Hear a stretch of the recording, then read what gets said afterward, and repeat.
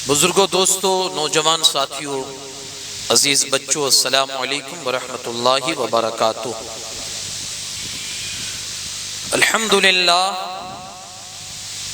अल्हम्दुलिल्लाहि रब्बिल आलमीन वल आक़िबतु लिल मुत्तक़ीन वस्सलातु वस्सलामु अला सय्यिदिल अंबियाइ वल मुरसलीन व अला आलिहि तय्यिबीन व अस्हाबिहि ताहिरीन अजमईन, अम्मा बाद। फ़अऊज़ु बिल्लाहि मिनश शैतानिर रजीम, बिस्मिल्लाहिर रहमानिर रहीम। इन्नमा युरीदुल्लाहु लियुज़हिबा अन्कुमुर रिज्स अहलल बैत व युतहिरुकुम तत्हीरा। सदक़ल्लाहुल अज़ीम। इंतहाई खुलूसियत और एहतराम के साथ जी लगाकर सबसे पहले बारगाहे रिसालत मआब सल्लल्लाहु अलैहि वसल्लम में अकीदत और मोहब्बत के साथ दुरूद पाक का हदिया पेश करे। पढ़े अल्लाहुम्मा सल्लि अला सय्यिदिना शफीइना नबीना व मौलाना मुहम्मदिन कमा तुहिब्बु व तरदा बि अन तुसल्ली अलैहि सलातुन व सलामुन अलैका या रसूलल्लाह सल्लल्लाहु तआला अलैहि वसल्लम। नबी पाक सल्लल्लाहु तआला अलैहि वसल्लम फरमाते हैं, क़यामत के दिन अल्लाह के अर्श के साए के सिवा जब किसी चीज का कोई साया न होगा, अल्लाह तीन बंदों को अर्श का साया नसीब फरमाएगा। अर्ज की गई वो तीन बंदे कौन हैं? नबी पाक सल्लल्लाहु अलैहि वसल्लम फरमाते हैं, पहला तो वो जो मेरी सुन्नतों को जिंदा करने वाला होगा, जो मेरी सुन्नतों को जिंदा करेगा, अल्लाह उसे अर्श का साया नसीब फरमाएगा। और दूसरा वो जो मेरी परेशान हाल उम्मती में से किसी उम्मती की मदद कर देगा, अल्लाह उसे भी अर्श का साया नसीब फरमाएगा। और तीसरा वो है कि जो कसरत के साथ मेरी जात पर दुरूद पाक पढ़ा करता होगा, अल्लाह कल बरोज़े क़यामत उसे भी अर्श का साया नसीब फरमाएगा। एक बार और जी लगा कर दुरूद पाक पढ़ दें। अल्लाहुम्मा सल्लि अला सय्यिदिना शफीइना नबीना मौलाना मुहम्मदिन कमा तुहिब्बु व तरदा बि अन तुसल्ली अलैहि सलातुन व सलामुन दाइमन अलैका या रसूलल्लाह सल्लल्लाहु तआला अलैहि वसल्लम। आइए कुछ अर्ज से कबल आज की जो मेरी गुफ्तगू का उन्वान है, सैयदा तैयबा आबिदा जाहिदा मखदूमा-ए कायनात खैरुन निसा हजरत फातिमा ज़हरा सलामुल्लाह अलैहा आपकी ज़ाते बाबरकत के हवाले से चंद मारूज़ात आपके गोश गुजार करूंगा। आइए उससे पहले उनकी बारगाहे नाज में कुछ खिराजे अकीदत के तौर पर मनक़बत के कुछ अशार। शायर लिखता है, लजपाल घराना है और नगीनों की लड़ी है। लजपाल घराना है और नगीनों की लड़ी है, उस घर की गुलामी भी हुकूमत से बड़ी है। लजपाल घराना है, नगीनों की लड़ी है और उस घर की गुलामी भी हुकूमत से बड़ी है। ज़हरा की सवारी है सूए जन्नते फिरदौस, ज़हरा की सवारी है सूए जन्नते फिरदौस। नजरों को झुकाए हुए मखलूक खड़ी है, नजरों को झुकाए हुए मखलूक खड़ी है। आका ने खड़े होकर ये उम्मत को बताया, आका ने खड़े होकर ये उम्मत को बताया, रहमत के लिए फातिमा रहमत की घड़ी है। रहमत के लिए फातिमा रहमत की घड़ी है। तीन और भी बहनें हैं बड़ी उम्र में तहसीन, तीन और भी बड़ी बहनें हैं उम्र में तहसीन, रुतबे में मगर फातिमा तीनों से बड़ी है। रुतबे में मगर फातिमा तीनों से बड़ी है। और आगे फरमाते हैं, खैरुल बशर की लाडली खैरुन निसा हैं आप। खैरुल बशर की लाडली खैरुन निसा हैं आप। ज़हरा है, फातिमा है, सरापा हया है आप। ज़हरा है, फातिमा है, सरापा हया है आप। मखदूमे जहां है, ताजुन निसा है आप। क्या शान है कि बिनते हबीबे खुदा है आप, क्या शान है कि बिनते हबीबे खुदा है आप। तकते थे जब भी आपको खुश होते थे रसूल, तकते थे जब भी आपको खुश होते थे रसूल। यानी सुकूने कल्बे शहे दोसरा है आप, यानी सुकूने कल्बे शहे दोसरा है आप। शेरे खुदा हैं आपकी इज्जत के पहरेदार, शेरे खुदा हैं आपकी इज्जत के पहरेदार। कुर्बान जाइए गैरते शेरे खुदा है आप, कुर्बान जाइए गैरते शेरे खुदा है आप। और कमली कभी बिछाई कभी सर पे ओढ़ दी, हुजूर ने कमली बिछाई कभी कभी सर पे ओढ़ दी। आका ही जानते हैं कसम से कि क्या हैं आप, आका ही जानते हैं कसम से कि क्या हैं आप। एक बार और दुरूद पाक पढ़ दें, अल्लाहुम्मा सल्ली अला सय्यिदिना शफीना नबीना मौलाना मुहम्मदिन कमा तुहिब्बु व तर्दा बिअन तुसल्ली अलैहि सलातुन व सलामुन दाइमन अलैका या रसूलल्लाह सल्लल्लाहु अलैहि वसल्लम। कुरान मजीद की जो मैंने आयत करीमा आपके सामने अभी पढ़ी, अल्लाह करीम इरशाद फरमाता है इन्नमा युरीदुल्लाह, अल्लाह तो यही चाहता है ए नबी के घर वालों कि अल्लाह तुमसे हर किस्म की नापाकी को दूर फरमा दे और तुम्हें पाक करके खूब सुथरा कर दे। अल्लाह यही चाहता है, तुम्हें हर किस्म की नापाकी और हर किस्म की गंदगी से अल्लाह पाक कर दे, और अल्लाह ने पाक कर भी दिया। आज हम जिसकी बारगाह में खिराज अकीदत पेश कर रहे हैं, आपकी जाते बाबरकात और आपकी अजमतें, आपकी बुलंदियां कोई क्या समझ सकता है। हाँ, हदीस पाक में है कि ये जब महशर में निकलेगी तो अल्लाह की तरफ से एक निदा करने वाला कहेगा निगाहों को झुका लो, मोहम्मद की बेटी फातिमा की सवारी गुजर रही है सल्लल्लाहु अलैहि वसल्लम। इससे भी आदमी को अंदाजा होता है कि अल्लाह ने जब तक वो जिंदा रही, जब तक दुनिया में रही, इज्जतों से माला माल रही, और वो फातिमा खातूने जन्नत वो थी जब वो नबी पाक सल्लल्लाहु अलैहि वसल्लम के सामने आती, हुजूर खुद उनके इस्तकबाल के लिए, कायनात के मुख्तार, दुनिया जिनका इस्तकबाल करती, वो उनके इस्तकबाल के लिए जब मां फातिमा आती थी तो खड़े हो जाया करते थे। तो अजमतें बड़ी है, लेकिन मैं जैसा कि आप जानते हैं कि हर पहलू से मैं नसीहत आपके लिए रखना चाहता हूं कि भाई हमारे लिए इसमें, और खासकर हमारी माएं बहनों के लिए इस जिंदगी में क्या नसीहत है।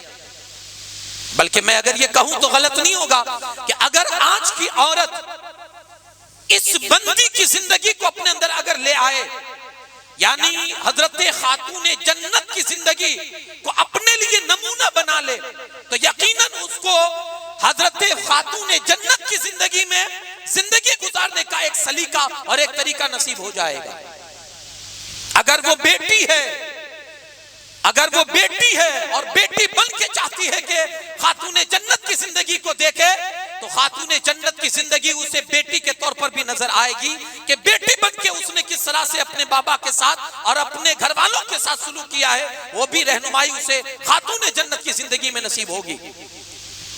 अगर वो बीवी बनकर खातूने जन्नत की जिंदगी देखना चाहती है, तो हजरत सैयदा तैयबा की जिंदगी एक बीवी की हैसियत से भी उसके लिए मॉडल बन सकती है, उसके लिए नमूना बन सकती है। और अगर कोई माँ बन के खातूने जन्नत की जिंदगी से रहनुमाई हासिल करना चाहती है, तो माँ खातूने जन्नत की जिंदगी से उसे माँ की भी रहनुमाई मिलेगी कि एक माँ कैसी होनी चाहिए। लेकिन कोई पढ़े तो सही ये जिंदगी क्या है और ये किस एतबार से उन्होंने जिंदगी गुजारी थी। आज उसी पर मेरी और गुफ्तगू आपके बीच इंशाअल्लाह होगी, और जहां तक मुमकिन होगा मैं आपको सैयदा तैयबा की जिंदगी इस एतबार से और इस लिहाज से समझाने की कोशिश करूंगा। मैंने जो आयत करीमा पढ़ी है, इन्नमा युरीदुल्लाहु लियुज़हिबा अन्कुमुर रिज्स अहलल बैत। हजरत अल्लामा नईमुद्दीन मुरादाबादी अलैहिर्रहमा फरमाते हैं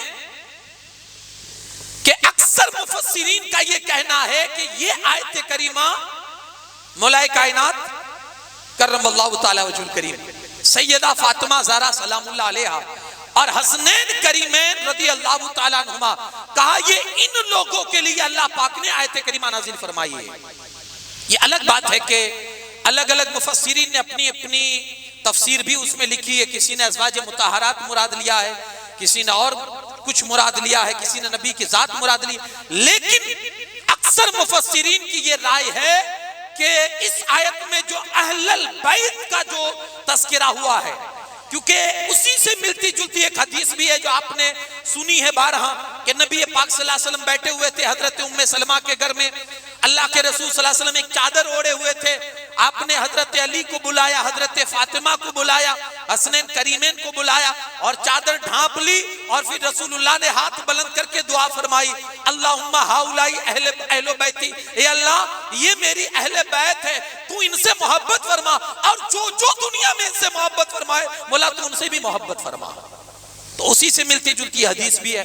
तो अक्सर मुफस्सिरीन की ये राय है कि इसमें जो ये आयत करीमा में जो इशारा है अहलल बैत, इससे मुराद हजरत मौलाए कायनात फातिमा ज़हरा सलामुल्लाह अलैहा और हसनैन करीमैन के जात है। यहाँ एक अकीदे की बात भी बताता चलूं। इस आयत से कुछ लोग ये नतीजा निकालते हैं कि अहले बैत मासूम है, माज़अल्लाह।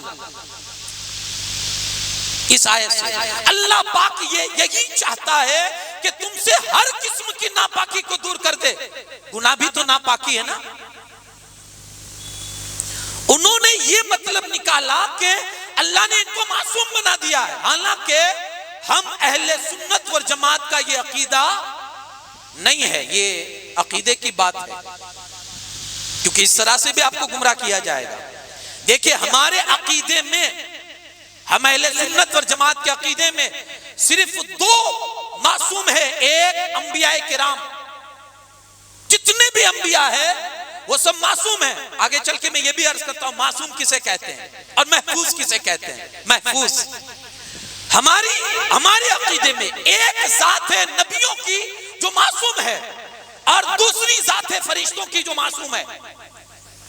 इसके सिवा कोई मासूम नहीं है। हाँ, अल्लाह ने अपने फजलो करम से उनको, किनको, अहले बैत अतहार और सहाबा किराम और बाज वलियों को अल्लाह पाक ने अपने फजल से महफूज फरमाया है। क्या फरमाया है? महफूज। अल्लाह की खास इनायत उनके साथ होती है कि वो गुनाह करते ही नहीं है, वो गुनाह करते ही नहीं है। एक चीज हमेशा याद रखना, मासूम किसे कहते हैं? फरमाया मासूम वो है जो गुनाह ना कर सके, जो गुनाह ना कर सके, और महफूज उसे कहते हैं जो गुनाह ना करे। फर्क समझिएगा।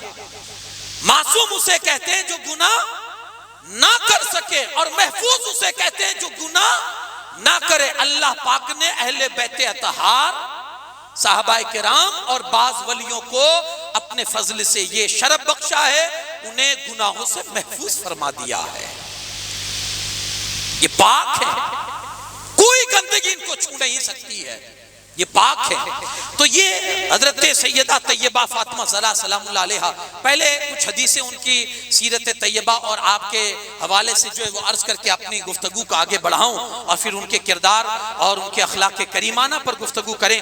अल्लामा हजरत अब्दुल्लाह इब्न मसूद फरमाते हैं, हुजूर अलैहिस्सलातु वस्सलाम ने फरमाया, बेशक फातिमा ने अपनी इज्जत, इस्मत और पारसाई की ऐसी हिफाजत की, हजरत फातिमा ने अपनी इफ्फत, अपनी इस्मत, अपनी पारसाई, अपनी पाकीज़गी की ऐसी हिफाजत की कि अल्लाह ने उस पर भी और उसकी आने वाली औलाद पर भी हमेशा के लिए जन्नत को हराम फरमा दिया।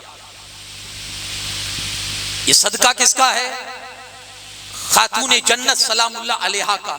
उन्होंने की, यानी उनकी नेकी का जो अज्र है, जो बदला है, जो सिला है, अल्लाह रहती दुनिया तक उनकी औलाद को अता फरमाएगा। इनकी नेकी का बदला, इनकी नेकी का बदला। यार इसलिए कहा जाता, अभी मैंने बीच किसी तकरीर में कहा था कि शायद कल ही की गुफ्तगू में कहा था कि एक बाप की नेकी 7वीं पुश्त का बाप था और इसकी नेकी 7वीं पुश्त के बाद के औलाद को फायदा पहुंचा सकती है, फायदा पहुंचे। यारो नेकी कर जाओ, पुश्ते पुश्ते तुम्हारी नेक जिंदगी गुजारेगी, इस नीयत से भी नेकी करो। लेकिन इबरत के तौर पर यह हदीस सुना रहा हूं, नबी पाक सल्लल्लाहु अलैहि वसल्लम फरमाते हैं, जो बंदा गुनाह करता है ना, अल्लाह उस पर लानत भेजता है। जो बंदा गुनाह करता है अल्लाह उस पर लानत भेजता है। जानते हैं वो लानत कहां तक पहुंचती है? हदीस में है वो लानत उसकी 7 पुश्तों तक पहुंचती है। एक बंदे की गुनाह की लानत 7 पीढ़ियों तक पहुंचती है, 7 पीढ़ियों तक। तो गुनाह से बचो, नेकी इस नियत से करे कि औलाद को इसका फायदा होगा। और ये यकीनन है कि माँ बाप की औलाद, माँ बाप की नेकियों का फल औलाद में जरूर मुंतकिल होता है, औलाद उसका फल और उसका नतीजा जरूर हासिल करती है। इसलिए भी नेकियां करें। और इसका प्रूफ अगर आपको चाहिए तो हजरत खातून जन्नत की जिंदगी पढ़िए। मेरे मुस्तफा ने फरमाया, उसने हिफाजत की, अल्लाह ने इसकी औलाद पर जहन्नम को हराम कर दिया। उसने हिफाजत की। तो ये भी हमारी जिंदगी में आना चाहिए। बल्कि मुझे इस पर एक वाकया याद आता है कि एक शख्स कहीं तिजारत के सिलसिले में बाहर जाने लगा। अपनी बीवी से आकर कहता है कि मैं बड़े लंबे सफर पे जा रहा हूं, मुझे पलटते न जाने कितना समय लग सकता है, महीने भी गुजर सकते हैं, लेकिन जब तक मैं पलट के ना आऊं घर से बाहर मत निकलना। वो ये कहकर सफर के लिए रवाना हो गया। अब देखिए इत्तेफाक के वो इधर रवाना हुआ सफर पर, और उधर उसी औरत का जिसका शौहर मना करके गया घर से बाहर मत निकलना, उसका बाप बेचारा बीमार हो गया। और बीमारी ने थोड़ी सख्ती पकड़ी, थोड़ा और सख्त बीमार हुआ। वो उस जमाने की खातून थी, डायरेक्ट नहीं गई। यहां तो ये कहेगी औरत के, अबे इस बात में भी शोहर की इजाजत लेनी होगी। मेरा बाप बीमार है, वो मरने के करीब है, वो मर रहा है और मैं शोहर की इजाजत लूं?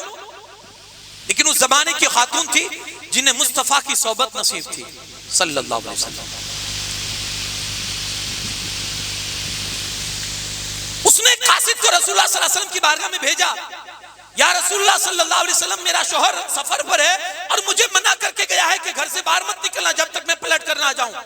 लेकिन सिचुएशन यह है कि मेरा बाप बीमार है और मेरा बड़ा दिल करता है कि अपने बाप का चेहरा जाकर देखूं, वो कैसा बीमार है, क्या है, मुझे नहीं अंदाजा है, मैं जाकर अपने बाप से मिलना चाहती हूं। आप क्या मसला बताते हैं, मैं जा सकती हूं शौहर की इजाजत के बगैर? अल्लाह के रसूल सल्लल्लाहु अलैहि वसल्लम ने मुख्तसरन उस औरत को जवाब दिया, अगर अपने शौहर की फरमा बरदारी कर तो उसमें तेरे हक में फायदा है।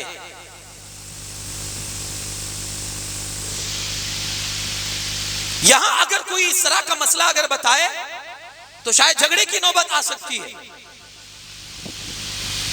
और बहुत सारी ऐसी बेबाक औरतें ऐसी भी होंगी और हमारे समाज में है कि वो डायरेक्ट यही शब्द बोलेगी कि तुम्हारी शरीयत तुम्हारे पास रखो, मैं तो चली। क्योंकि ये हमारा आज का ये मुआशरा है, ये सोसाइटी है हमारी। हुजूर अलैहिस्सलाम ने फरमाया, अगर तू अपने शौहर की इताअत करेगी तो तेरा भला है, तेरा फायदा है। उसने चूं चरा नहीं किया, हुजूर मैं जा सकती हूं कि नहीं? कोई बात नहीं। कुछ दिनों के बाद बीमारी बढ़ती रही, उसके बाप की बीमारी बढ़ती रही, यहां तक कि एक दिन ऐसा आया कि बाप का इंतकाल हो गया। फिर उसने कासिद भेजा, या रसूलुल्लाह सल्लल्लाहु अलैहि वसल्लम अब इजाजत है, बाप मर चुका है, आखिरी दीदार तो कर लो, आखिरी बार चेहरा तो देख लो, न जाने अब कब मुझे वो चेहरा नसीब भी होगा या नहीं। हुजूर आखिरी दीदार है, अब तो करने जा सकती हूं कि नहीं, शौहर मना करके गया है। सुनिए मुस्तफा की तालीम, मेरे आका सल्लल्लाहु अलैहि वसल्लम इरशाद फरमाते हैं, शौहर की इताअत करेगी तेरा भला है, तेरा फायदा है। मान गई, नहीं गई, उसके बाप की तदफीन हो गई, उसके बाप को लोगों ने दफन कर दिया। हुजूर अलैहिस्सलातु वस्सलाम भी उसके बाप के जनाजे में और उसको दफन करने में शामिल थे। अब देखिए, एक बेटी ने शौहर की फरमा बरदारी की, उसका फल और उसका नतीजा और उसका सिला बाप को क्या मिला, वो भी आप मुलाहिजा फरमाए। इधर हुजूर अलैहिस्सलातु वस्सलाम उसको दफन करने में शामिल थे, इधर अल्लाह के रसूल सल्लल्लाहु अलैहि वसल्लम उसकी तदफीन से फारिग हुए, सारे सहाबा पलट रहे थे। मुस्तफा करीम सल्लल्लाहु अलैहि वसल्लम मुस्कुराने लगे। सहाबा ने अर्ज की, या रसूलल्लाह सल्लल्लाहु अलैहि वसल्लम, ये मुस्कुराने की वजह क्या है, सबब क्या है कि हमने कभी आपको जनाजे के बाद मुस्कुराते नहीं देखा, आज अगर आप मुस्कुरा रहे हैं तो सबब क्या है। सुने औलाद की नेकियों का फल बाप को क्या मिलता है। मुस्तफा करीम सल्लल्लाहु अलैहि वसल्लम फरमाते हैं, उधर उसकी बेटी ने शौहर की फरमा बरदारी की, इधर इसके बाप को कब्र में अल्लाह पाक ने मगफिरत फरमा दी उसके बाप की।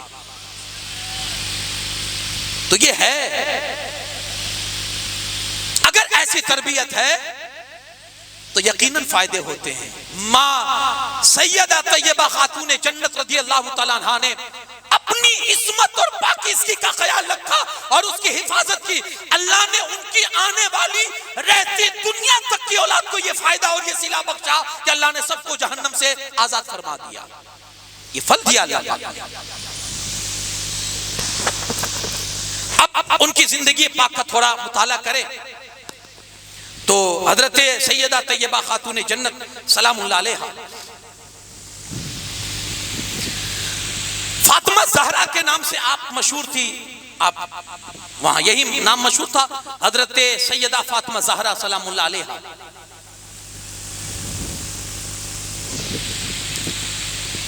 मक्कतुल मुकर्रमा में आपकी विलादत हुई।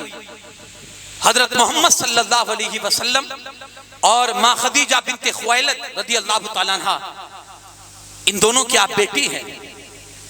इसके अलावा भी उनकी हजरत माँ खदीजा की औलाद हैं। और ये भी चीज याद रखें कि हजरत फातिमा ज़हरा सलामुल्लाह अलैहा अपनी माँ की सबसे छोटी बेटी थी और टोटल हजरत माँ खदीजा की 4 बेटियां थी। ये भी बात याद रखे, अपने इल्म में इस बात को रखे।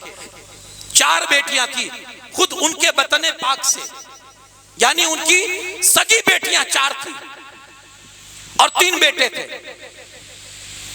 इसलिए मैं बार बार आपको कह रहा हूं कि इसे याद रखे, आगे चल के कोई आपको आपके जहन की इस मालूमात को गर्द ना लगा दे। सैयदा फातिमा ज़हरा सलामुल्लाह अलैहा विलादत हुई तो बचपन ही के जमाने में मां का इंतकाल हो गया। तो अब तरबियत की बात थी, तरबियत कौन करे।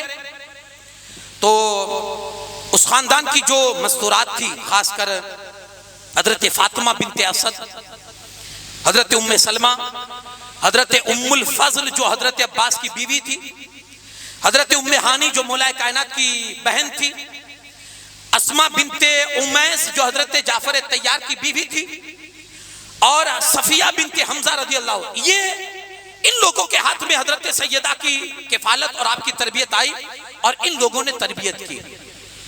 जब रसूल पाक सल्लल्लाहु अलैहि वसल्लम ने हजरत उम्मे सलमा से निकाह फरमाया, उसके बाद हिजरत का मौका आया तो आप हिजरत करके मदीना पाक तशरीफ ले गई। वहां जब अल्लाह के रसूल सल्लल्लाहु अलैहि वसल्लम ने हजरत उम्मे सलमा से निकाह फरमाया तो हजरत सैयदा की जो तरबियत थी वो उम्मे सलमा को सौंप दी कि अब ये तुम्हारी तरबियत में रहेगी। उम्मे सलमा का अब बयान सुनिए। हजरत उम्मे सलमा फरमाती है, मैं जब जब किसी बात में हजरत फातिमा को अदब देना चाहती, खुदा की कसम वो मुझसे ज्यादा मुअद्दब नजर आया करती थी। जिस बात में मैं उनकी तरबियत करना चाहती तो मैं क्या देखती, अल्लाह की कसम वो पहले से ही उनको तरबियत मिल चुकी है। ये कुदरत की तरफ से ये था सब कुछ, ये अल्लाह की देन थी उनके लिए, ये अल्लाह का फजल था उनके साथ शामिल हाल था।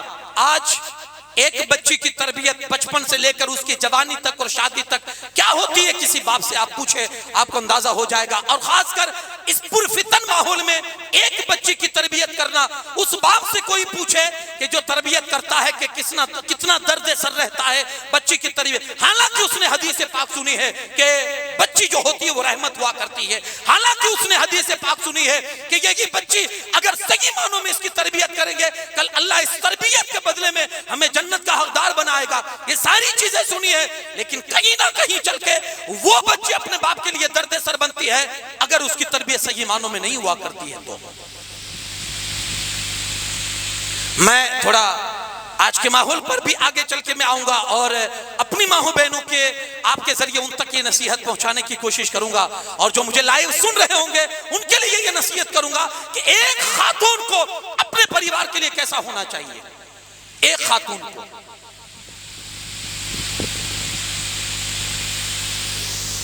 हमारी शरीयत में इसीलिए जोर दिया गया है, औरत की तरबियत और एक बच्ची की तरबियत के लिए इसीलिए जोर दिया गया है कि कल यही औरत मर्द के फंसने का सबब बन जाएगी क़यामत के दिन अल्लाह के बारगाह में। मर्द फंसेंगे इसकी वजह से,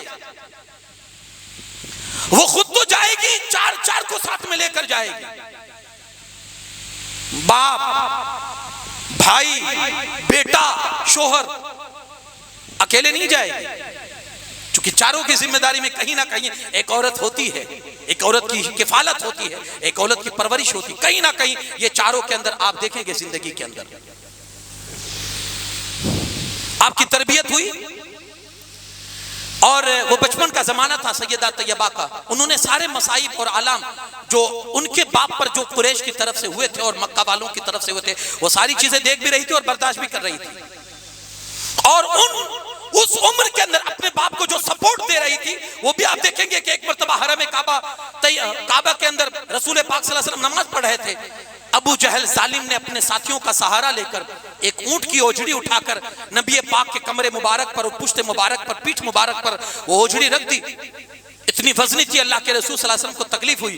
किसी ने सैयदा तैयबा फातिमा ज़हरा सलामुल्लाह अलैहा से कह दिया कि आपके बाबा की हालत तो देखो, हरम काबा में जालिमों ने उनकी पुश्ते अनवर पर वो ओझड़ी रखी है, दौड़ी हुई गई।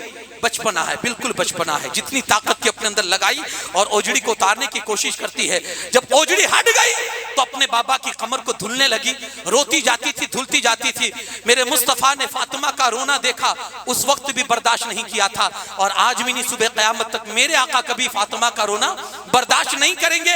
यारो, हजरत फातिमा रोती जाती थी और पुश्ते अनवर साफ करती जाती थी। मेरे आका सल्लल्लाहु अलैहि वसल्लम उसको दिलासा देते हुए फरमाते, फातिमा मत रो, मत रो, ए जाने पिदर मत रो, अल्लाह जरूर तेरे बाबा की एक ना एक दिन जरूर मदद फरमाएगा, मत रो। तो सारे मामलात में हुजूर अलैहिस्सलातु वस्सलाम के साथ भी खड़ी रही है और इस तरह से आपने भी शुरू मामलात में रसूल पाक सल्लल्लाहु अलैहि वसल्लम का साथ दिया है। और आप देखेंगे कि हज़रत सैयदा तैयबा फातिमा ज़हरा सलामुल्लाह अलैहा बचपन में भी आपके हालात और घरेलू हालात ऐसे थे कि कभी कभी 2-2 महीने तक घर में खाना पकने की नौबत नहीं आती थी। तो वो भी उसी घर की तो पली हुई थी और उसी घर में उनका भी तो रहना था, वहीं तरबियत होती थी। तो जाहिर सी बात है भूख का साबका इनके साथ भी पड़ा हुआ करता था। एक मर्तबा ऐसा हुआ कि हजरत सैयदा तैयबा का बचपन का जमाना है, भूख की वजह से चेहरे पर पीलापन और जर्दी आ चुकी है और धीरे धीरे ये जर्दी बढ़ रही है, इतनी शिद्दत की भूख है। अब आप अंदाजा लगा सकते हैं कि आदमी का चेहरे का रंग कब बदलता है और कितनी ज्यादा भूख होगी तो चेहरे का रंग बदलता है। सैयदा का चेहरे का रंग जो था वो जर्दी की तरफ जा रहा था और तेजी से जर्द हो रहा था। अल्लाह के रसूल सल्लल्लाहु अलैहि वसल्लम ने सैयदा के चेहरे की तरफ देखा तो उनको बुलाया, अपने करीब किया और करीब करने के बाद अल्लाह की बारगाह में हाथ उठाकर दुआ करते हैं, ए लोगों को ला, ए पस्ती से लोगों को बुलंदी अता करने वाली को मालिक को मौला, मेरी फातिमा की भूख की शिद्दत को खत्म कर दे। क्या दुआ की? मेरी फातिमा की भूख की शिद्दत को खत्म कर दे। ये कहकर नबी ने दुआ दी। सैयदा तैयबा फरमाती है उसी वक्त मेरे चेहरे का जो पीलापन था वो दूर होते होते सुर्खी में बदलने लगा और मेरी तबीयत में हशाशी और बशाशी आने लगी, मुझे मसरत होने लगी। यहाँ तक कि सैयदा खुद करती है। उसके बाद जब से नबी ने दुआ दे दी थी, कभी भी भूख ने फातिमा को परेशान नहीं किया है, भूख ने कभी फातिमा को नहीं सताया है। ये मुस्तफा की ये दुआ का असर था। लेकिन ये भी मानना पड़ेगा कि वो ऐसा घर था जहां भूख भी थी और जहां कई कई दिन तक लोग भूखे भी रहते थे। आज हम भी बच्चियों के बाप हैं। कभी ऐसा भी इत्तेफाक पड़ता होगा कि घर में ऐसी चीज बनी है जो हमारी बेटी को पसंद नहीं है। और बुरा मत मानिएगा, बच्चियों के नखरे खाने पीने के मामलात में ज्यादा हुआ करते हैं। ये भी रियलिटी है। ये नहीं मुझे पसंद, ये नहीं खाती हूं तो वो नहीं खाती हूं। तो बच्चियों के मामलात, खाने पीने के मामलात में उनके नखरे ज्यादा होते हैं। क्या नखरे करे? घर में कुछ हो तो नखरे करे ना। क्या नाज दिखाएं? अरे वही छुहारे और पानियों पर गुजारा होता था। आज हमारी भी बच्ची अगर जरा से उसने मुंह टेढ़ा किया और मुंह बनाकर बैठ गई, मुझे नहीं खाना, ये मुझे पसंद नहीं है, मां का फौरन कॉल जाएगा शौहर के पास, बाहर से कुछ ये लिया।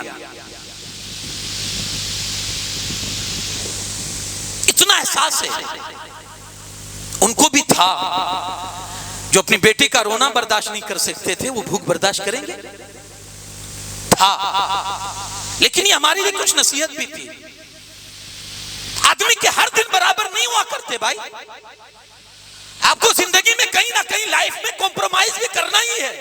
आपको समझौता करना ही। हमने क्या है, समझौते को निकाल दिया अपनी जिंदगी से। दिक्कत यही आती है कि आज अक्सर की बेटियां उनके घरों पर शादी होने के बावजूद भी बैठी हुई है। क्यों? नो कॉम्प्रोमाइज, समझौता ही नहीं हमारे बीच। मैं आगे चल के ये हजरत सैयदा खातून जन्नत की जिंदगी को आपके सामने रखूंगा कि कितनी मर्तबा जिंदगी में आपने कॉम्प्रोमाइज किया है, समझौता, सुलह। और यही असल जिंदगी की रियलिटी है, यही खूबसूरती है, यही हुस्न है जिंदगी गुजारने का।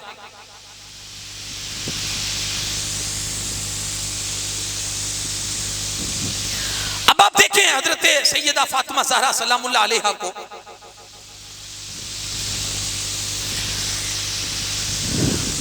आपके ज़ाते बाबरकात किसी लेवल से अगर हम देखें, किसी भी एंगल से, अल्लाह ने बहुत रुतबा और बहुत मर्तबा अता फरमाया।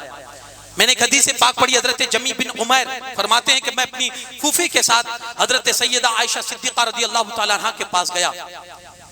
बीच तकरीर में थोड़ा आपको डिस्टर्ब करूंगा, अगर मुनासिब समझे बैठे बैठे थोड़ा आगे आ जाएं, क्योंकि मैं पीछे देख रहा हूं कि पब्लिक का एक हुजूम में भी जो बेटा बैठने के लिए जगह तलाश करता है। तो आप अपने भाइयों के लिए जगह कुशादा करें, अल्लाह जन्नत में आपके लिए जगह कुशादा करे।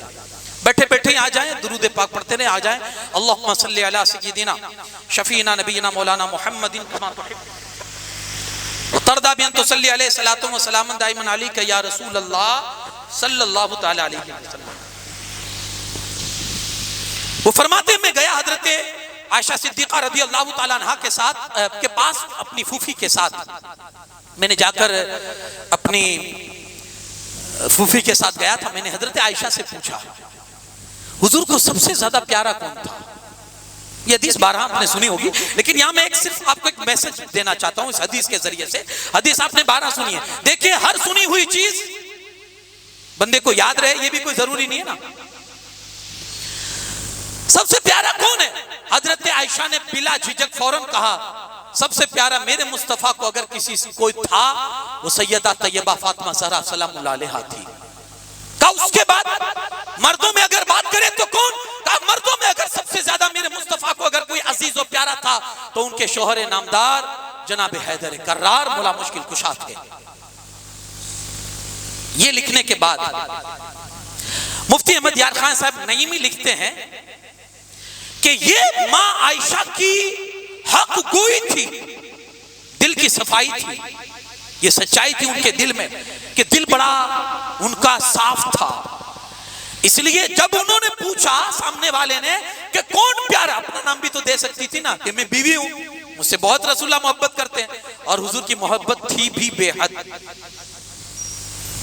वो कह सकती थी ना कि मैं और मेरे बाबा हजरत अबू बकर सिद्दीक लेकिन मुफ्ती अहमद यार खान साहब नहीं में फरमाते हैं ये उनकी हक गोई थी कि सामने वाले ने जैसे ही पूछा ना कि सबसे ज्यादा प्यारा कौन है, हजरत आयशा की जबान पर माँ फातिमा का नाम आया और उनके शौहर का। फिर आगे फरमाते हैं अगर कोई हजरत फातिमा से पूछता ना कि रसूलुल्लाह को सबसे ज्यादा प्यारा कौन है, तो हजरत फातिमा नाम देती हजरत आयशा का और उनके बाबा अबू बकर सिद्दीक का।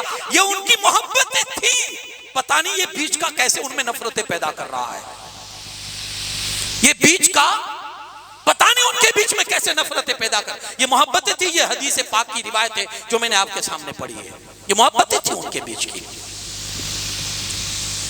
अब आप देखें कि शादी हो गई, दोनों की जिंदगी बड़ी खुशहाल गुजर रही है, और ये शादी भी आप ये समझिए कि अल्लाह की तरफ से हुक्म था, उसके एतबार से मुस्तफ़ा करीम सल्लल्लाहु अलैहि वसल्लम ने मौलाए कायनात के साथ अपनी लख्त जिगर खातून जन्नत का निकाह फरमाया। ये भी रब का हुक्म था, क्योंकि ये अलग अलग रिवायतों में है कि हज़रत सैयदना अबू बकर सिद्दीक गए थे, उमर फारूक आज़म गए थे, तो हुज़ूर अलैहिस्सलातु वस्सलाम ने फरमाया कि मैं फातिमा के निकाह के मसले में अल्लाह की वही का इंतज़ार करूँगा, मेरा रब मुझे उस मामले में क्या हुक्म फरमाता है। चूँकि हुज़ूर भी जानते थे कि मेरी नस्ल जो है, नस्ल मोहम्मदी का जो सिलसिला है मेरी इसी बेटी से चलने वाला है, तो हुजूर अलैहिस्सलातु वस्सलाम फरमाते हैं कि मैं अल्लाह के हुक्म का इंतजार करूंगा। रब की तरफ से जब इशारा आया कि अली के साथ निकाह कर दिया जाए, तो फिर मुस्तफ़ा करीम सल्लल्लाहु अलैहि वसल्लम ने हजरत अली के साथ ये हजरत फातिमा का निकाह फरमाया। अब निकाह हुआ, बड़ी खुशहाल जिंदगी गुजर रही है, ये उनकी तातो फरमा बरदारी और उनके साथ अच्छी और मोहब्बत का मामला करती है, और मौलाए कायनात अली शेर खुदा करमल्लाहु ताला वजहुल करीम उनके साथ मोहब्बत का मामला करते हैं। बल्कि हुजूर अलैहिस्सलातु वस्सलाम अक्सर अपनी बेटी को नसीहत फरमाया करते थे, खासकर ये वाली जो है माँ बाप और जो बच्चियों के बाप है, वो अब मेरी इस गुफ्तगू को सुनेंगे। नबी पाक सल्लल्लाहु अलैहि वसल्लम अक्सर अपनी बेटी को नसीहत फरमाते थे कि औरत पर सबसे बड़ा फर्ज ये है कि वो अपने शोहर की फरमा बरदारी करे।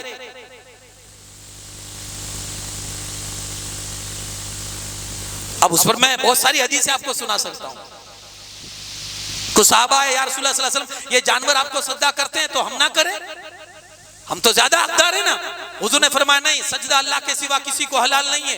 कान खोलकर सुन लीजिए, सजदा चाहे वो ताजीम का हो चाहे इबादत का हो, किसी के लिए हलाल नहीं है। अगर आप इबादत के लिहाज से सजदा करते हैं किसी गैरुल्लाह को, अल्लाह के सिवा को, तो आप सीधे इस्लाम से बाहर।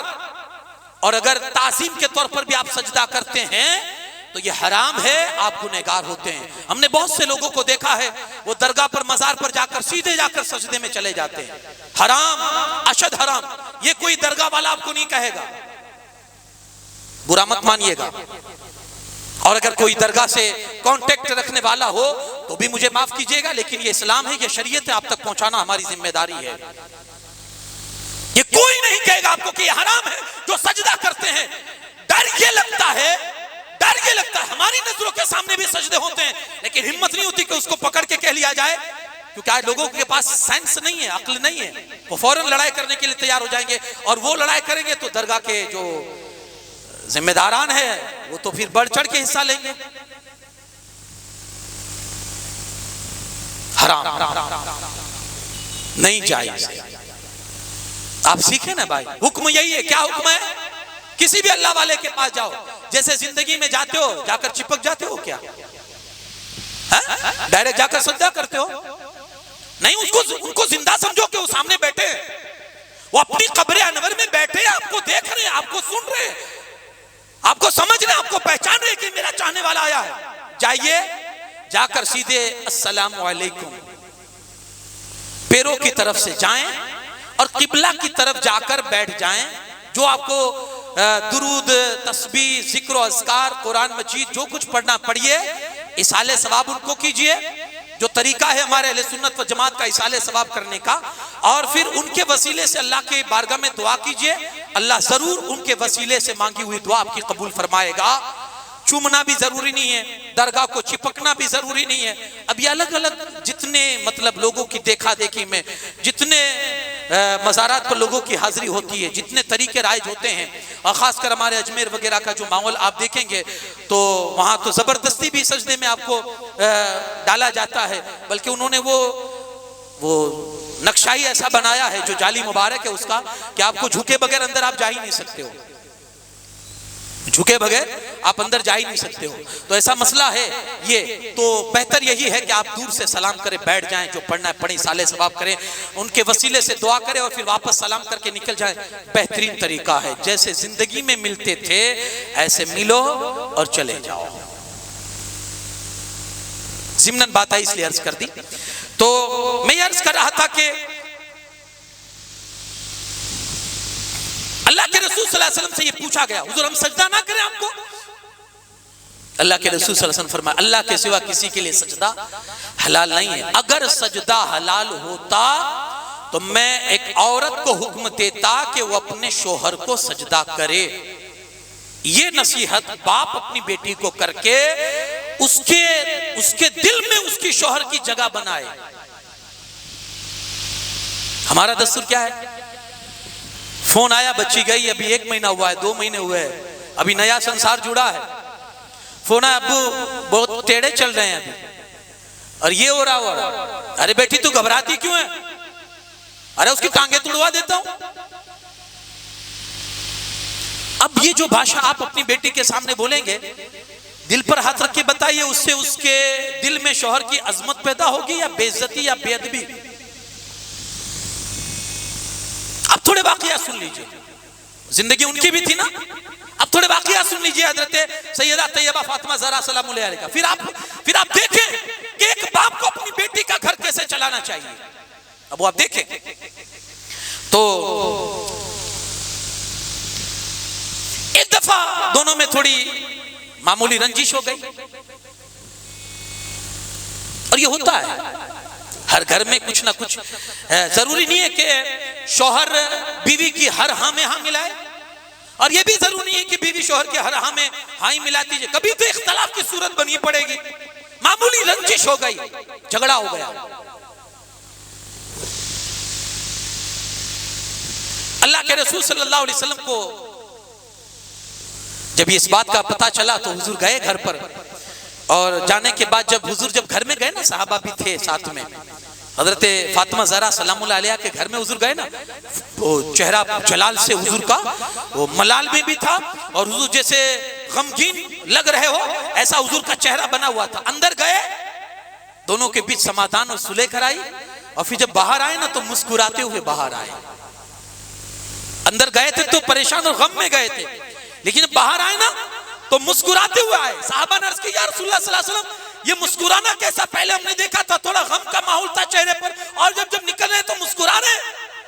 अल्लाह के रसूल सल्लल्लाहु अलैहि वसल्लम की जुबान सुनिए, मेरे मुस्तफा सल्लल्लाहु अलैहि वसल्लम फरमाते हैं, चूंकि मैंने उन दोनों के दरमियान सुलह और सफाई करवाती है जो मुझे बहुत प्यारी है। नबी को क्या प्यारा है? कॉम्प्रोमाइज, सुलह, समझौता। हम 1-2 मर्तबा करवा के थक जाते, बार बार कौन करने जाए? अब वो चलाना ही नहीं चाहता, इसीलिए तो ऐसी बार बार की नौबतें आती है। हम ये कहकर इग्नोर करते हैं, और फिर नौबत आ जाती है कि भाई अब ये घर नहीं चल सकेगा, अब छूटे छेड़े करो, उसको तलाक दिलवा लीजिए, वो करवा लीजिए, ये करवा लीजिए, बच्ची का घर तोड़वा के बैठ जाते हैं। और समाज इतना सख्त हो चुका है मेरा कि फिर वही बच्ची अपने बाप की चौखट पर बैठे बैठे जिंदगी काटती है। उससे पूछिए कि कैसे काटती है जिंदगी? मर जाती है, लेकिन समाज उसे शादी के तौर पर देखना पसंद नहीं करता है। सर्वे कीजिए अपने समाज का, सर्वे कीजिए आप अपने समाज का। कितनी बच्चियां हैं कि जिनका घर 1 साल 2 साल 3 साल चला है, अब वो तलाक लेकर अपने घर में बैठी हुई है। क्यों? क्योंकि हमारा समाज अब उस बच्ची को दूसरे निकाह में देखना पसंद नहीं करता है। नहीं है उसकी जरूरत है, आप उसको रोटी दे सकते हो, आप उसको कपड़ा, बेहतरीन से बेहतरीन कपड़ा आप उसको पहना सकते हो, उसकी जिंदगी का हर सहूलत उसे आप दे सकते हो। लेकिन कुछ चीजें हैं जो उसकी जिंदगी का तकाजा है, आप नहीं पूरी कर सकते। अगर वो हलाल तरीके से नहीं पाएगी तो शैतान उसको मजबूर करेगा हराम तरीकों से लेने के लिए। बहुत सिंपल मेरे मुस्तफा करीम सल्लल्लाहु अलैहि वसल्लम ने बहुत सिंपल मुआशरा बना दिया था, सोसाइटी बना दी थी। 1 तलाक हुई, इद्दत गुजारने के बाद दूसरे से निकाह, बेझिझक निकाह कर लेती थी। हमारा समाज क्या कहता है?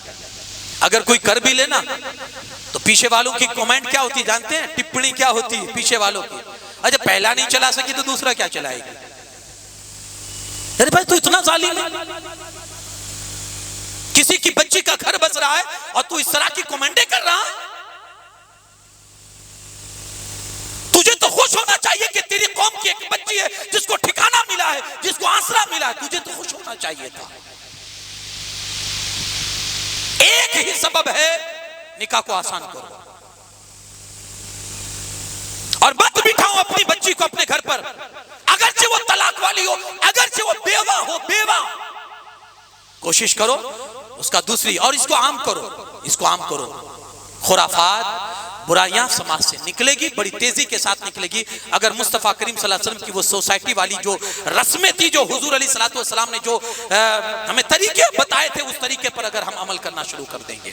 और सुने, एक मर्तबा रंजिश हुई, हजरत फातिमा सलामुल्लाह अलैहा शिकायत लेकर हुजूर अलैहिस्सलाम के पास आ रही है। मौला अली भी पीछे पीछे आई, बाबा से शिकायत करने लगी, ये हो रहा वो हो रहा, ये वो कर रहे, ये वो कर रहे हैं। मौला अली भी पीछे खड़े हैं। अब सुने एक बाप की नसीहत बेटी को। अल्लाह के रसूल सल्लल्लाहु अलैहि वसल्लम फरमाते हैं, बेटी ख्याल करो, ऐसा कौन शौहर है जो अपनी बीवी के पास इस तरह खामोश चला आता है। और एक रिवायत में हुजूर ने यह फरमाया, बेटी मेरी बात गौर से सुन, ऐसे कोई दुनिया में मियां बीवी नहीं है जिनमें कभी इख्तिलाफ राय ना हो। और कौन मर्द ऐसा है जो हर काम बीवी के मिजाज के मुताबिक करता है? ऐसा कौन शौहर है? घर है, बर्तन है, आवाजें आएगी, कभी ना कभी तो बर्तन की आवाजें बजेंगे, बर्तन आवाजें आनी है, घर है, होता रहता है, रंजिशें होती रहती है। अल्लाह के रसूल सल्लल्लाहु अलैहि वसल्लम ने फिर दोबारा सुलह करवा कर दोनों को अपने घर खुश करके अपने घर से भेजा।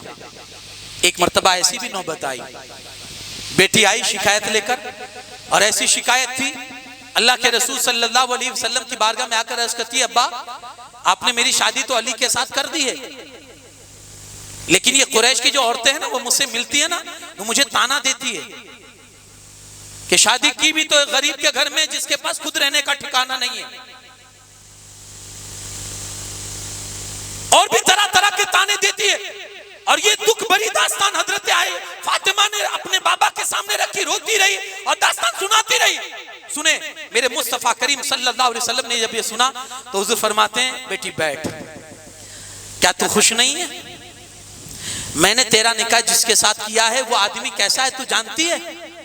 जब अल्लाह ने दुनिया बनाने के बाद सबसे पहली रहमत की नजर दुनिया पर फरमाई तो तेरे बाबा के नूर को पैदा फरमाया। दुनिया बनाने के बाद जब पहली नजर रहमत की नाजिल फरमाई तो तेरे बाबा के नूर को पैदा फरमाया, और जब दूसरी रहमत की नजर डाली तो तेरे शौहर अली के नूर को पैदा फरमाया। बेटी तू राजी नहीं है? मैंने उस बंदे के साथ तेरा निकाह किया है जो अखलाक में भी बेहतर है, किरदार में भी बेहतर है, हर एतबार से जो बेहतर है। बेटी ये मैंने नहीं, तेरे रब ने तेरे लिए चुना है और उसको मैंने तेरा शौहर बनाया है। जब फातिमा ने ये सुना मुस्कुराते हुए अपने घर गई, गोया कि अपने बाप की पसंद पर वो भी राजी हो गई थी। लेकिन यारो ये जिंदगी थी सैयदा तैयबा फातिमा ज़हरा सलामुल्लाह अलैहा की। एक मर्तबा का मामला है कि रंजिश हुई, मौला अली नाराज होकर घर से चले गए। अल्लाह के रसूल सल्लल्लाहु अलैहि वसल्लम घर में आए और कहा, फातिमा ये तुम्हारे चचा के बेटे क्या हैं?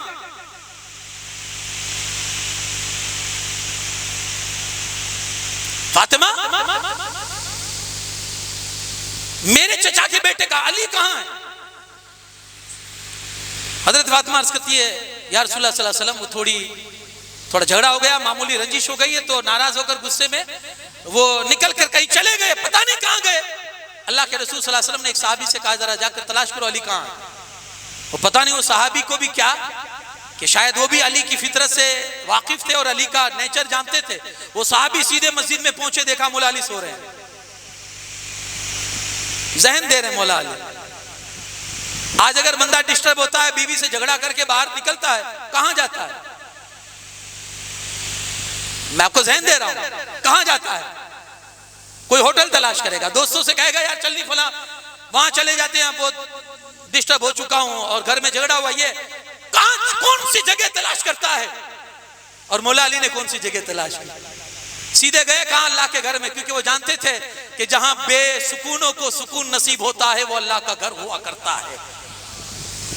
गए सीधे मस्जिद में, साहबी ने देखा सोए हुए हैं, हुजूर को आकर बताया या रसूलुल्लाह सल्लल्लाहु अलैहि वसल्लम मौला अली तो मस्जिद में आराम कर रहे हैं। अल्लाह के रसूल सल्लल्लाहु अलैहि वसल्लम खुद बनफ्से नफीस हुजूर खुद तशरीफ ले गए और जाकर देखा मौला अली आराम से सोए हुए हैं। वो चादर जिस्म से थोड़ी हट चुकी है ना, तो मिट्टी के निशानात, वो कंकरियों के निशानात मौला अली के जिस्म पे पड़ चुके हैं, मिट्टी पर बैठने की वजह से और सोने की वजह से। अल्लाह के रसूल सल्लल्लाहु अलैहि वसल्लम मौला अली के जिस्म से मिट्टी साफ करते जा रहे थे और फरमाते थे कुम या अबा तुराब, ए अबू तुराब खड़े हो जाओ, ए अबू तुराब खड़े हो जाओ। वहां से हाथ पकड़कर मौला अली का घर लाए और घर लाने के बाद दोनों में समझौता करवाया, सुलह करवाई और फिर खुश होकर नबी पाक सल्लल्लाहु अलैहि वसल्लम उनके घर से निकले। एक बाप के लिए अपनी बेटी के तय क्या किरदार होना चाहिए, उसके घर को कैसे बचाना चाहिए, उसके घर को आगे कैसे बढ़ाना चाहिए, ये अगर सीखना है तो कोई मोहम्मद सल्लल्लाहु अलैहि वसल्लम की जिंदगी यकीनन पढ़े। हजरत खातून जन्नत के हवाले से मेरे मुस्तफा करीम सल्लल्लाहु अलैहि वसल्लम का किरदार क्या था कि जब जब हजरत फातिमा मौला अली की शिकायत लेकर आया करती थी, मेरे मुस्तफा करीम सल्लल्लाहु अलैहि वसल्लम का किरदार ये होता था, फातिमा को बिठाकर मौला अली की तारीफ किया करते थे। हजरत फातिमा को बिठाकर मौला अली ये तारीफ क्यों करते थे? ताकि बेटी के दिल में जितनी मोहब्बत शौहर की होगी उतना उसका घर आबाद होगा, उतना घर आबाद होगा। थोड़ा समाज को भी आप, हमारा समाज इस मसले में बड़ा सख्त हो चुका है और शायद कोई ऐसी लड़की होगी जिसको ससुराल अच्छा मिलता है, ये भी हकीकत है ना। या शायद कोई ऐसी लड़की होगी जो कुछ दिनों के बाद अपने ससुराल की तारीफ करे और अपने ससुराल के साथ रहना पसंद करे। कमी कहां, दिक्कत कहां, गलत कौन है? वो सास, उसका ससुर, उसके ननद, उसके देवर, गलत कौन है? आखिर हर जाने वाली लड़की, हर जाने वाली ब्याह करके शादी करके जाने वाली लड़की को अपना ससुराल क्यों चुभता है और इसका हल क्या है? इसी तरह का एक वाकया है कि एक बच्ची अपने मैके आती है, शादी हुई थी, कुछ महीनों के बाद अपने घर में वापस आई। माँ ने देखा कि थोड़ा चेहरा उतरा हुआ है और गमगीन लग रही है बेटी। माँ तो माँ होती है, बिन बताए भी कभी कभी समझ जाती है, उनको चेहरे भी पढ़ना आता है, क्योंकि 20 साल 21 साल माँ ने वो चेहरा पढ़ा होता है, बहुत नजदीक से पढ़ा होता है। माँ समझ जाती है, समझ गई कि बेटी को कोई टेंशन है, कोई दिक्कत है और ससुराल की कोई तकलीफ है, ऐसा महसूस हुआ। माँ ने पूछा, लेकिन बेटी ने दूसरे लोगों के सामने तो इग्नोर कर दिया और कहा कुछ नहीं, बस ऐसे ही माँ, वो थोड़ी तबीयत डिस्टर्ब है, इसलिए ऐसा हो सकता है कि आपको मेरे चेहरे पर ऐसी गमगीनी दिखे, वरना कोई मसला नहीं है। एक दिन माँ उसको अकेले में ले गई, बेटा बता तो सही क्या मसला है, परेशानी कोई ससुराल में? बेटा दिल खोल के बोल, तुझे जो तकलीफ है बोल, मैं हूं ना तेरी माँ, तेरे लिए सॉल्यूशन दूंगी, तुझे इलाज दूंगी, मसला क्या है? अब उसने अपनी भड़ास निकाली। मैं क्या बताऊं, जब से गई हूं सुकून का सांस नहीं है। ससुर जो है मेरे ससुरा, वो तो बड़े बेहतरीन है, इंसान है, बड़े नेक इंसान है, लेकिन सांस ने नाक में दम कर दिया है। इतना टक टक है सांस का कि सांस नहीं लेने देती है। कभी कभी मुझे ये दिल में ऐसा एहसास होता है मां कि या तो इसका गला घूंट के इसको मार दूं या खुद मर जाऊं। इतना टेंशन देती है सांस, एक लम्हे सुकून नहीं देती है। तू ऐसी है, तू वैसी है, तेरा ये खाना ऐसा है, तेरा ये चीज ऐसी है। माँ ने पूरी उसकी भड़ास सुनी, कहा बेटी और भी कुछ है? कहा नहीं। अब माँ समझाने पर आई, बेटा देख, अगर तू मार देगी तो क्या होगा, जेल जाएगी, और खुद मर जाएगी तो उसमें तेरा क्या फायदा है? तो कहा माँ मुझे कुछ इलाज भी तो नहीं दिखता कि करूं क्या, थक गई हूं, आजिज़ आ चुकी हूं इसके रोज के टक टक से। आज यही तो समस्या है ना हर घर की, शायद बेटी की यही शिकायत होती है जब वो अपने मैके में आती है, हमेशा टक टक करती है, हमेशा टोक टोक करती है। क्या है ये? माँ ने कहा बेटी ये कोई सॉल्यूशन नहीं है तेरा कि तू उसको मार दे या खुद मर जा। तो कहा माँ फिर मैं क्या करूं? कहा बेटी मैं तुझे एक दवा देती हूं, पॉइजन, जहर। तुझे क्या करना है, रोज अपनी सांस के खाने में थोड़ी थोड़ी मात्रा में ये जहर डालना है। थोड़ा थोड़ा इसलिए कि एक साथ दे देगी तो लोग तुझ पर डाउट करेंगे कि इसी ने मारा होगा, और धीरे धीरे देगी तो तकरीबन 6 महीने के अंदर, ये 6 महीने का प्रोसेस है, 6 महीने के अंदर तेरी सांस मर जाएगी और तुझे छुटकारा मिल जाएगा। हाँ तो वो खुश हो गई। माँ जल्दी से बचा, बता वो दवाई कौन सी, वो जहर कौन सा, पॉइजन कौन सा है? माँ ने कहा सुकून रख, बताती हूं, लेकिन एक शर्त है। कहा क्या? कहा बेटा इन 6 महीनों में तुझे तेरे अखलाक सुधारने होंगे और तुझे एक बेहतरीन बहू बन के घर में रहना पड़ेगा। जो सांस कहे हाँ में हाँ, उसके लिए तुझे बिल्कुल जमीन हो जाना पड़ेगा। जैसे तू उसकी बेटी है, वो तेरी सगी माँ है, वो गालियां दे तो भी तू हंसना, वो डांटे तो भी तू हंसना, वो तुझे चुड़ैल कहे तब भी तू मुस्कुराना, उसकी हर बात को अपने दिल पर लेके रखना और जरा भी ऊंची आवाज नहीं, इतनी मोहब्बत से पेश आना कि उसको शक ना हो सके कि तू जहर दे रही है उसको। क्योंकि तेरा रवैया अच्छा होगा तो घर वाले को भी शक नहीं होगा ना तुझ पर कि नहीं ये तो बहुत मोहब्बत से रहती थी, तो हर गम उठाती थी, ये तो सास की हर बुराई को बर्दाश्त करती थी। ये 6 महीने में तुझे अपने अखलाक सुधारने होंगे और एक बेहतरीन बहू बन के रहना होगा। तो बेटी कहती है माँ 6 महीने की बात है ना, चलो किसी तरह करके मैं एडजस्ट कर लूंगी, लेकिन वो दवाई दो माँ। माँ ने वो पुड़िया निकाल कर दवाई दी, गई अपने ससुराल में। अब उसने अपना रूटीन चालू किया, रोज थोड़ी थोड़ी मात्रा में जहर मिलाकर वो अपनी सास के अंदर दे रही थी और बड़ी खुश थी कि 6 महीने के बाद ये बला जाएगी। रोज थोड़ा पॉइजन, रोज थोड़ा पॉइजन, लेकिन साथ में उसने अपना नेचर भी बदल लिया। अब संस्कारी बहू बन गई, संस्कारी बहू। जो सास कहती है हाँ, तो जब वो संस्कारी बनी ना तो इधर से इसकी सास का रवैया भी बदला। सास ने देखा यार इतनी चेंजेस इसके अंदर आ चुकी है, तो अब मुझे भी इसकी इज्जत करनी चाहिए। तो अब क्या होने लगा जानते हैं? कुछ महीनों में अब सास हर काम उससे पूछ के कर रही, बेटा ये करना है, बेटा ये खाना बनाना है, बेटा कौन सा खाना बनाई, बेटा कौन सा कपड़ा चाहिए, बेटा कहीं घूमने जाना है, बेटा ये, यानी हर काम उससे पूछ के। अब वो भी हैरत में कि यार इसका तो पूरा रवैया चेंज हो चुका है, उसका तो पूरा रवैया चेंज हो चुका है।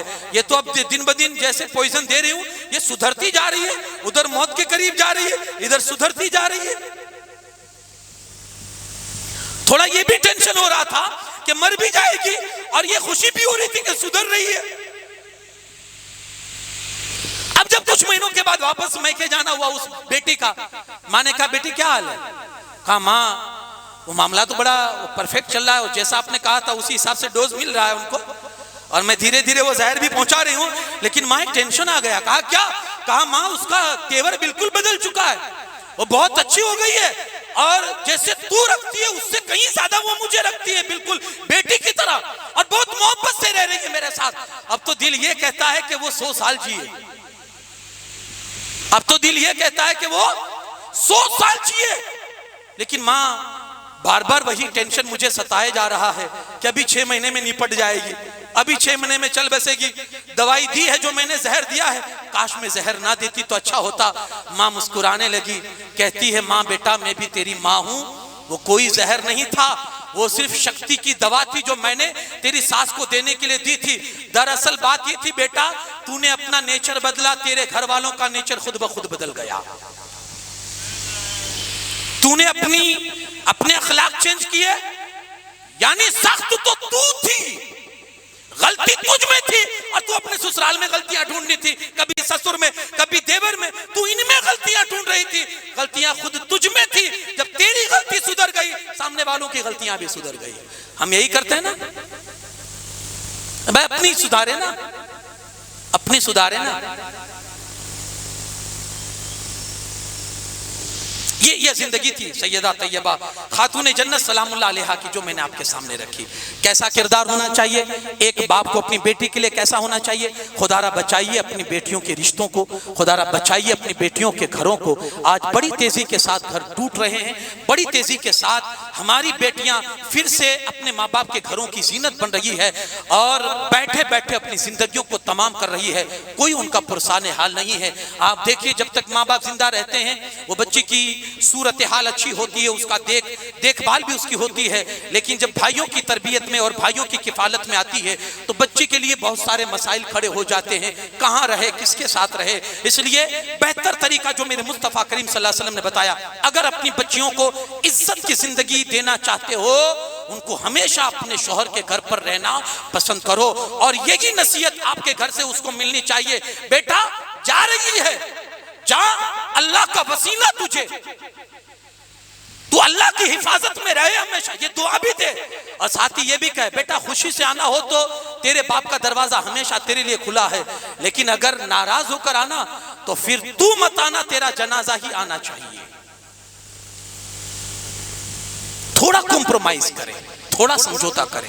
हर शौहर गलत नहीं होता है, हर सास गलत नहीं होती है, हर ससुर गलत नहीं होता है, हर ससुराल वाले गलत नहीं होते। कहीं कहीं आपकी बच्ची की भी गलती होती है। आपने नाज रखनों में और आपने नाज के साथ पाला होता है, अब वहां जाकर थोड़ी सख्तियां होती है। आपके घर में दो नौकरानियां थी जिसके जरिए से सारे काम निपट जाया करते थे, अब वहां खुद से करना पड़ता है, बर्तन भी खुद से मांजने पड़ते हैं।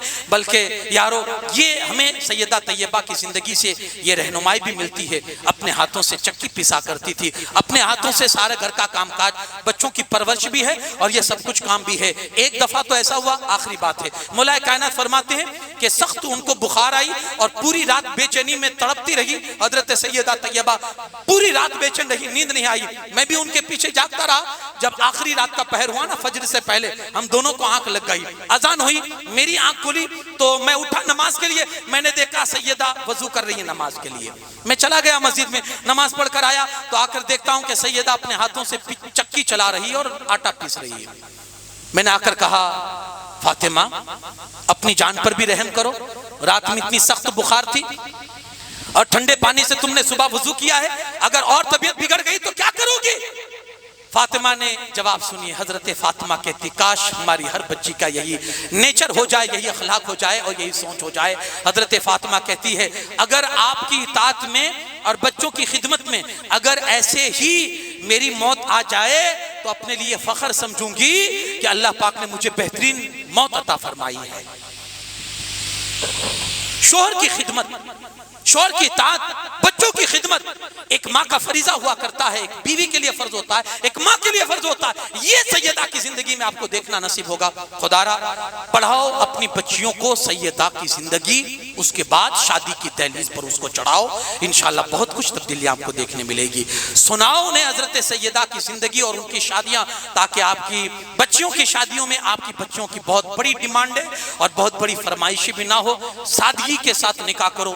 मेरे मुस्तफ़ा का फरमान है, बरकत वाला निकाह हो जिसमें कम से कम खर्चा हो, वो बरकत वाला निकाह है। सैयदा की जिंदगी देख के आप कहेंगे वो पुराना जमाना था, कुछ नहीं था। नहीं भाई, ऐसा मामला नहीं है, ऐसी बात नहीं है। हजरत फातिमा कहती है, मेरे मुस्तफ़ा करीम की जात अक़दस वो जात है कि सोने चांदी के पहाड़ उनके पीछे लगे रहते हैं। या रसूलल्लाह हुक्म दें आपके कदमों में आ जाएं, आपके पीछे पीछे चलें। हुजूर फरमाते मैं नहीं चाहता। वो चाहते तो सोना चांदी से भर देते हजरत सैयदा का मकान, अरे सोने की दीवारें खड़ी कर देते सैयदा के मकान में। लेकिन जिनको सही मानों में 2 वक्त की रोटियां भी नसीब नहीं थी, वो नबी मुख्तार के घर की बेटी थी। अल्लाह करे कि उनकी जिंदगी समझ में आए। अल्लाह करीम कहने सुनने से ज्यादा अमल की तौफीक अता फरमाए। वमा अलैना इल्लल बलागुल मुबीन।